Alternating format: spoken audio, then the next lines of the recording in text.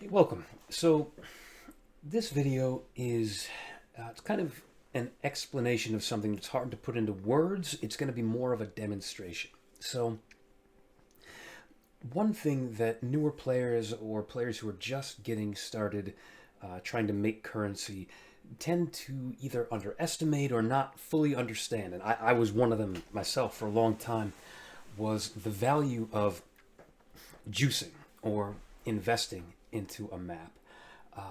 And it's counterintuitive. It feels bad when you first start doing it. This feeling of I have to spend money and all this effort and so forth just to run the same content that I could normally run almost for free. But I'm going to show you that juicing is valuable and is worth it. So here are the ground rules of the experiment. We're going to run two of the same map, one completely not juiced with my Necromancer here in Standard League. This is done so that I can have a completely blank Atlas passive tree. And then the other map is going to be run in Trade League, current Trade League, by my current Regis Fire Inquisitor character. So you'll see two different characters, and this unjuiced map is going to have no Atlas passive tree, as you saw. It's going to have no chisels, no alks, no vols. It's going to have no scarabs, no sextants, nothing. No map craft, just a white, plain map. Nothing else to it. Then when we skip over to the league, the second map we're going to run is fully juiced. So a full Atlas passive tree with a complete Atlas strategy. It's going to be chiseled, alked, voled, high quantity map. We're going to throw scarabs in there. We are going to have sextants, and we are going to use a map device craft, and we're going to use a master mission, everything that you can possibly do. And then we are going to compare the loot results at the end. So let's jump in. So here we go. We are in a completely unjuiced map, and I am already seeing something that you are not going to see I need more mana. in the league version, the juiced version, which is the Sacred Grove. And we're going to take advantage of it. We're gonna play this honestly, and kill everything possible. The reason you won't see this in the juiced version of the map is because there are now Atlas passives here, which I've taken most of these in the league version and taken none of them here. They block mechanics. They say you will get an extra shot at all unblocked mechanics the more mechanics that you block, which is a win-win. You get to block things that you don't want to see, that would you just either don't like or they're a waste of your time, whatever.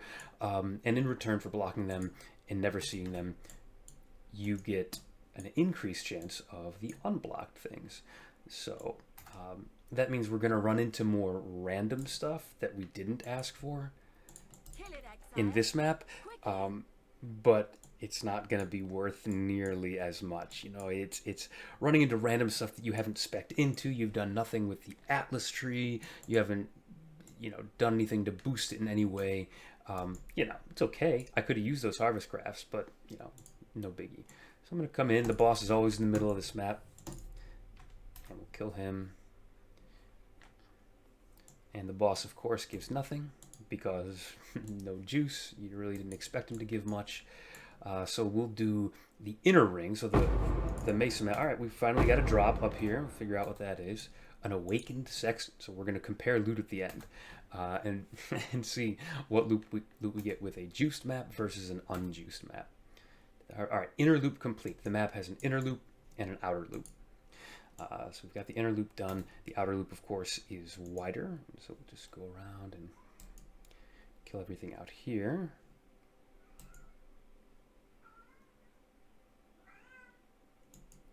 And you can see this character is moving pretty quickly from the mage blood, but then when we run into enemies, it takes a second.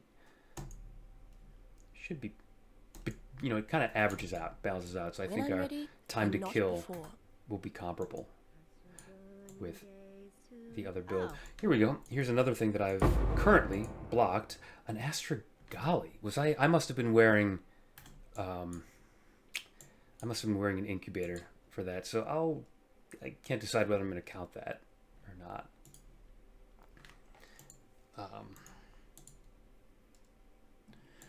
The blight is trying to spread. I probably won't count that. That was that Astrogali. The content that I'm currently doing would not produce an Astrogali, so that must have been from an incubator that this character happened to already be wearing. So we're not going to count that. The blight is trying to spread.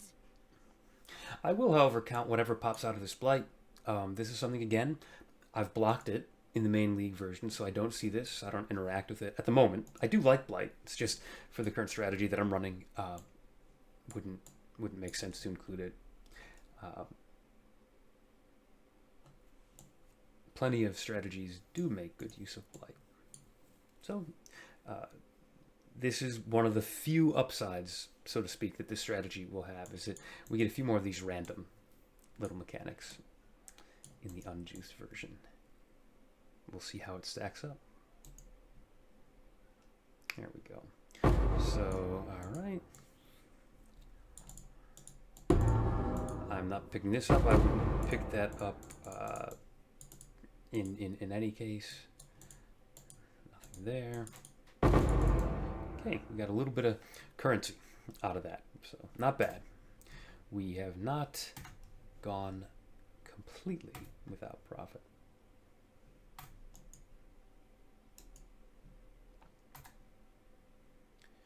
And currently we're already down to 35 monsters left, and that didn't take long at all. And I'll get it down pretty low. I'm not gonna go super crazy trying to find the 7 little monsters that I've missed. Just check a couple nooks and crannies here, and then we'll probably call it a day. This would be typical for a juice map too. If I get it down to single digits, I call it a day there.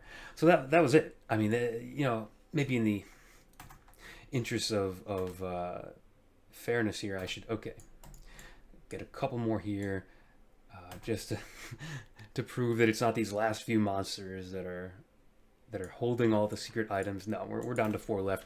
I think we can call it there. So the total proceeds from this, we put in a map, which, you know, a Mesa map is fairly expensive as maps go. In League, they cost 5 or 6 chaos right now because it's a popular map and people like it. And we got out an Awakened Sextant. A couple of these oils are worth nothing. The Amber Clear and Sepia, just if we look here, they're all in the bottom 3 here. Now the Indigo and the Violet, they're middle of the road, and they can kind of add up to a Crimson, which are popular. So that, you know, it's a chaos at most, and probably not even that. A Blessed Orb, that's good. Those are fairly rare, and you do use them on expedition logbooks. But overall, between all of this, if the worth of this is even 5 chaos, if it even got back to the price of the map, I'd be surprised. So let's see what happens when we do things a little differently. So it's going to be the same map with. Let me just check. You can already see my character's moving a little slower. All right, we've got nothing in here at the moment, so let's pull out the scarabs that we're going to use with it. We're going to use a Polished Expedition Scarab. What do we like here? We're going to use a Metamorph Scarab. We'll go Rusted. Most of them, other than the Expedition, we don't really need anything special. We're going to go Rusted Elder, just for pack size. Metamorph is going to add a pack at the end with some rewards and just like some extra monsters. Elder is just pure, adds mobs. And I think the other one I've been taking is Harbinger. And just, you know, yeah, I'll go, let's check my Atlas tree here real quick. So let's go ahead and boom. The reason I was looking at that was I was going to see whether I was going to take... I'm going to take the Gilded Harbinger because we did invest into Harbinger. That's why I opened the tree in the first place. And what the heck, I'll take a Gilded Ambush Scarab. The whole point of this is to make it as juicy as possible.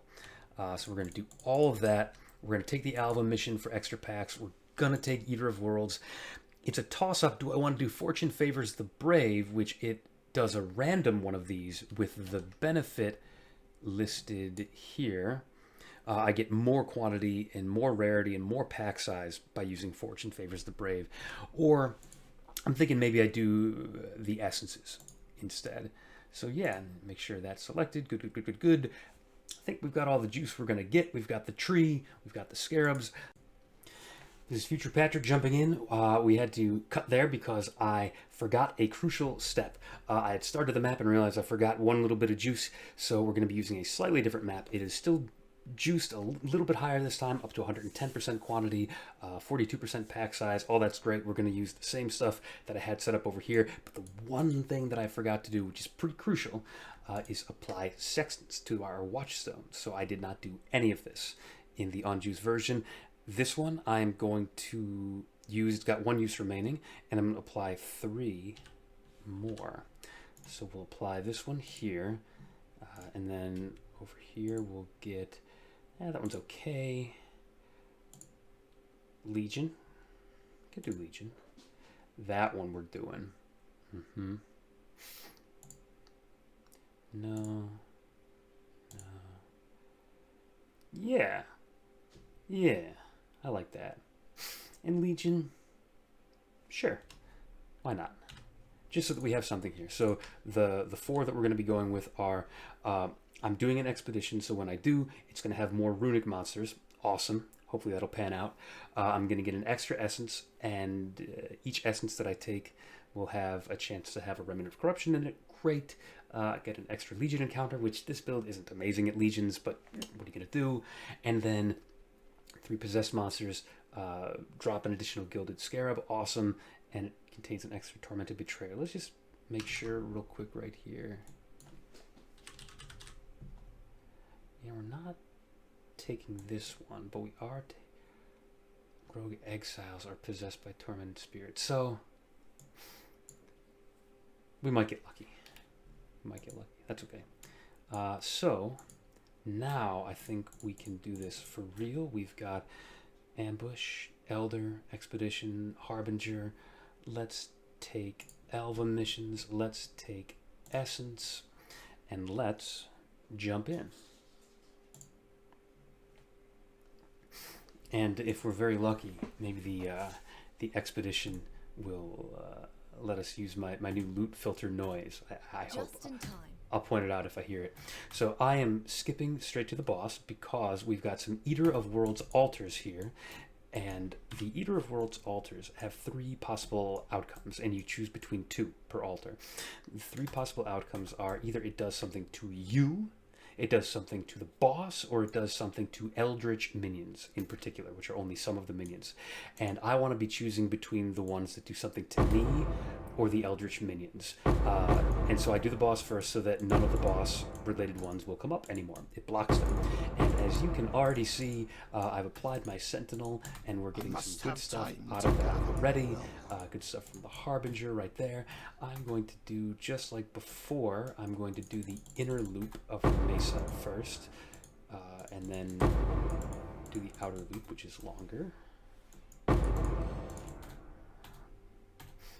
The inner loop is the aforementioned Mesa itself. It's higher up. And we'll go down. So, all right. I'm going to fire this, and then as soon as they appear, fire off my first use of the blue Sentinel. And we've already got one of these. I'm going to take Quantity. It makes the map harder, but more rewarding. So that is one that applies to me, not the Eldritch mods. So yeah, I wasn't able to get through that, but we're starting to get drops here, and I'm going to take another one of these altars. These are pretty bad, but the more altars you take, number 1, taking the altar spawns a bunch more monsters, and number 2, I have a passive that gives me a higher chance of getting Eldritch currency and better Eldritch currency the more altars I've taken. So yeah, that's a great one. I love that. Good. So obviously this this map will take longer. I'm not going to pick this up, just like I didn't pick up the veiled. Yeah, maps the veiled one in the unjuiced map. But yeah, I mean, you can see this is already getting pretty ridiculous. Yeah, we can go to the lower side. We are going to clear the outer loop. And I think it should be pretty clear that we're already looking kind of ridiculous. Time to go. On the loop compared to what we got before. But we've got plenty more of the map to do. So it will take longer. Obviously, there's more mobs to kill, there's more mechanics to interact with, and there's more stuff to loot. But of course, that's what you want to be doing. That's the most efficient use of your time. Any time you're spending picking up valuable things is time well spent. Good job, Exile. Obviously, you wouldn't want to be picking up every damn thing, which is why we have a good loot filter, so we don't pick up crap. I'm also not going to pick up that. Okay. Looking good. So we've already encountered the Legion from one of the Sentinels. Pardon me, one of the Sextants, not the Sentinels. And the Expedition is going to contain the extra runic monsters, and I can see the Expedition right around the corner up there. So we're not going to do this yet. We're going to finish the rest of the map first, and the reason for that is I want to see how many more altars that I can get, and the altars may have quantity. Is this good? Hell yeah, that's good. Oh, it's corrupted. I'm going to pick it up anyways. There might be a use for that with recombinators. I haven't decided yet, but that if I can get that onto a different base, and I think it's worth trying to get it onto a different base, then that's pretty good. Anyway, so the Sextants, we've encountered the Legion one and finished it. We've just passed by the Expedition one, and we'll come back for it. And then what were my other two? The Tormented Spirits. So the thing about that is I haven't been good about keeping an eye out for the Tormented Spirits, and since I don't have any other way of introducing possessed monsters into my map, I have to be on the lookout for those and not kill them before they can go possess something, because that's how you get the bonus scarab out of it. Like that scarab right there, which I think probably came from a spirit. I didn't even see it, even though I was talking about it at the time.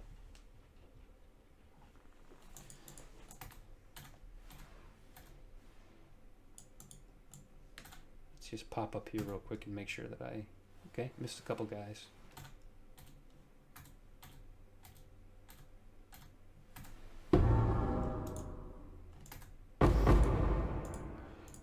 Over time, you just kind of get a good sense of It's time. which jewels look like what, and which unique items in general look like what, just their artwork, so that you can hover over it and know, like, oh, that one's crap, that one's crap, that was good. And my go-to philosophy is, if I don't recognize a jewel, that means I don't see it often, and that means it's relatively rare, because I see jewels all the time. So I at least pick that up and identify it. Not all rare jewels are good jewels. Like, it can be uncommon and still be shitty. But I do pick it up and identify it, because you never know. Some of the more expensive jewels I do, and the rare ones, I do know what they look like because they're so popular. Like Unnatural Instinct, the green one. I mean, that's instantly identifiable. I would know that in a heartbeat. Good job, Exile. Alright, so we got a Harbinger Scarab out of that. Very nice.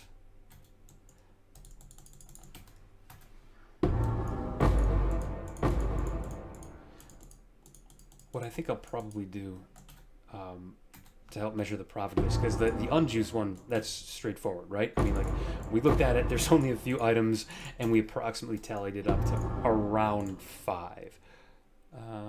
That is not worth anything. Incidentally, the reason that those wands I picked up were corrupted is because I took the corrupted strongbox node on the Atlas passive tree. So that doesn't mean that everything that comes out of a strongbox is then corrupted. It's the strongbox itself which is corrupted. It adds to the quantity. However, corruption does raise the likelihood of the stuff inside being corrupted. So it's just a risk you take. One day, you know, the 1 in a million chance you might get a mage blood pops out of a corrupted chest and be a corrupted mage blood, and it's poorly rolled, so it doesn't apply to all your flasks and stuff, and like that's the nightmare scenario, right? But you know, what can you do?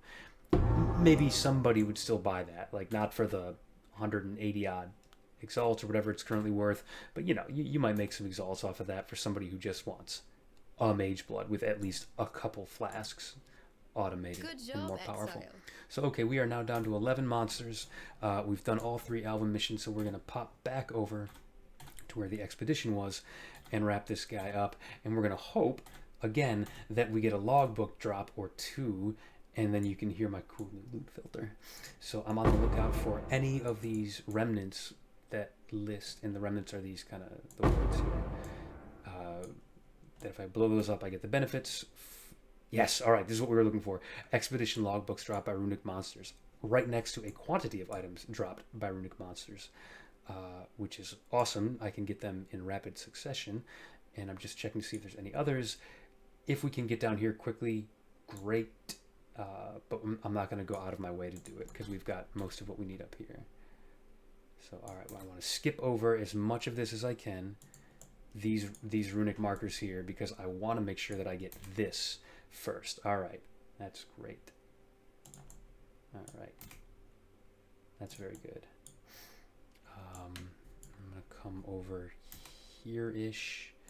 Got 3 left. I guess I'll take this 1, and I might undo that in a second. 2, Taking on some serious danger, I see. 3. Okay, yeah, I can get this green and this green. So I think we've got about as much as we can get with that. So I'm going to detonate and then back off for a second. I'm going to wait till a bunch of it spawns, and then I'm going to use my other blue sentinel. The red ones, they just hover by your side for 200 enemies, 150, 200, and fire at each of them, buffing them up and giving them better rewards. The blue one only fires 1 shot, and it arcs between enemies, so you want there to be a big existing pack. And the reason I'm backing off is, number 1, they're kind of dangerous, and number 2, I'm using righteous fire, so anything that approaches me is going to die. I don't want them to die yet. I want them to take a shot of this first. And so, okay, it's done it, and now it's time to have some fun. You must not read from the book! Yeah, that one! That one! Let's see if we can get a second one. Oh, damn it. I got too excited. I got too excited about the loot filter. Expeditions will occasionally kill me. Between the fact that the map is already rippy itself, just the mods that I put on it, the fact that I'm... You must not Yes! Another one! I'm getting excited again. I'm probably going to die. So that, by the way, I'll continue a second. That noise is from the movie The Mummy. I couldn't help it. You must not read Yes! from the A book! third one! Amazing. Damn! Good thing I put that portal up. So the reason it's so rippy, the map itself is rippy. I put a bunch of rippy mods on it. Then I took a bunch of altars, which are also rippy. All right, I'm going to try to be more careful this time. And then the expedition is rippy, it's got rippy mods on it. And then I applied the sentinel to it, which makes it even more rippy. So it's quintuple rippy at that point. So okay, You must not read from the book! I can get rid of this. So let's just point You out. must not read from the book! Sorry, I did not just drop that so that you could hear the sound again, but I don't mind.